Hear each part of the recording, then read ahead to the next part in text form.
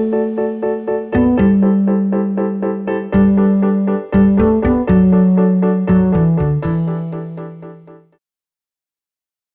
à tous, nous accueillons aujourd'hui Jean-Baptiste Horry, responsable du pôle risque politique, et Louis Bollard, directeur crédit et risque politique E.ON France. Bonjour messieurs. Bonjour. La géopolitique est au cœur de l'actualité. Nous sommes à la veille de la sortie de la carte risque politique 2018 et nous avons le sentiment que l'économie se porte mieux. Quelle est votre vision, vous, qui contribuez au quotidien à sécuriser des contrats et des investissements à l'export ? Effectivement, le PIB mondial est en hausse, de l'ordre de 3,2% au niveau mondial. Deux dissonances notables sont à souligner. C'est le Royaume-Uni qui va avoir une croissance inférieure à 1% pour les 2 prochaines années, et la Chine qui ralentit réellement avec une croissance de l'ordre de 6,4% pour l'année prochaine.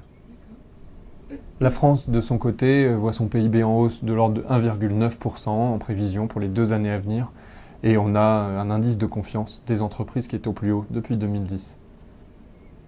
Malgré ces bons chiffres, qu'est-ce qui explique les difficultés à l'export de la France depuis 2004 ?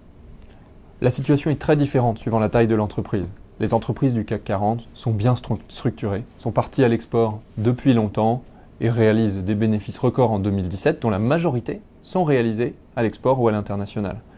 Ensuite, on a cette catégorie d'ETI qu'on peine à faire grandir en France, comparé à notre voisin allemand, et qui sont relativement plus ou moins outillés pour partir à l'export. Enfin, on a les PME, qui certes en nombre représentent 95% des entreprises exportatrices, mais en valeur ne représentent que 14% des exportations françaises. Au final, si on somme ces 3 catégories d'exportateurs, le nombre est bloqué à 120 000 entreprises capables d'exporter en France et qui exportent. C'est le même nombre qu'en l'an 2000, alors que les échanges mondiaux ont plus que doublé depuis cette époque-là. Donc au final, il y a un chiffre assez édifiant, 62 milliards de déficit commercial pour la France, un chiffre qui s'est creusé fortement ces dernières années et qui malheureusement révèle des difficultés à exporter. Et ces difficultés, les risques politiques, ils ne sont pas du tout étrangers. Avez-vous des exemples concrets de matérialisation de ces risques ? En premier lieu, les risques de violence politique, qui incluent la guerre, le terrorisme et les mouvements populaires, pénalisent nos entreprises à l'étranger.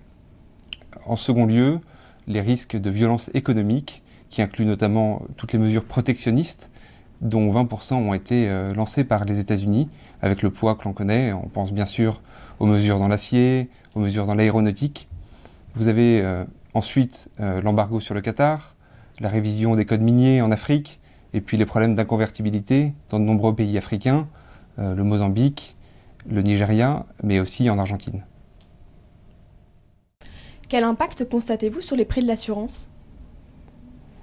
Dans un marché où il y a de plus en plus d'assureurs, plus de 60 aujourd'hui, les prix sont globalement stables, même si les capacités se raréfient sur certaines zones. Globalement, au Moyen-Orient, on constate des hausses de taux d'environ 20% par rapport à 2016. Et ensuite, sur certains pays, la République démocratique du Congo, le Zimbabwe, le Venezuela, évidemment l'Afghanistan, les capacités sont très rares, donc évidemment plutôt chères.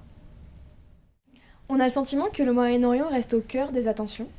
Que se passe-t-il du côté des succès commerciaux de ces dernières années dans les pays du Golfe ? C'est une région où les entreprises françaises ont beaucoup investi et sont très attendues. De nombreux bouleversements sont intervenus en 2017. Succession en Arabie Saoudite, blocus du Qatar, guerre qui dure au Yémen. Quant à l'Iran, le retrait des États-Unis de l'accord sur le nucléaire marquerait le retour des sanctions et un arrêt brutal des investissements. Pour ce qui est des succès récents, il va maintenant évidemment falloir les assumer et les exécuter, quelle que soit l'évolution du contexte géopolitique.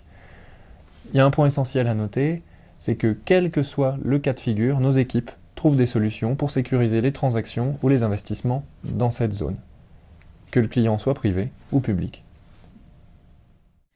Vous n'avez pas encore parlé de l'Amérique du Sud. Qu'en est-il ? L'Amérique du Sud est clairement un point clé, un des points clés de la carte 2018 des risques politiques.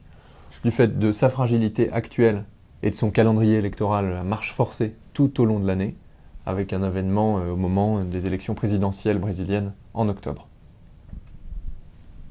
Tous les pays de la zone ont une perspective de croissance entre 2,5 et 3%, à l'exception du Venezuela, de l'Équateur et du Mexique, qui connaissent des performances moindres. nous regardons avec une grande attention les problèmes de corruption et de change qui peuvent poser des grands problèmes aux entreprises françaises qui investissent ou exportent sur place.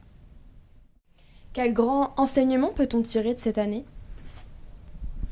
Nous sommes tous conscients d'une interconnexion entre ces risques. Terrorisme, violence politique, protectionnisme, faillite.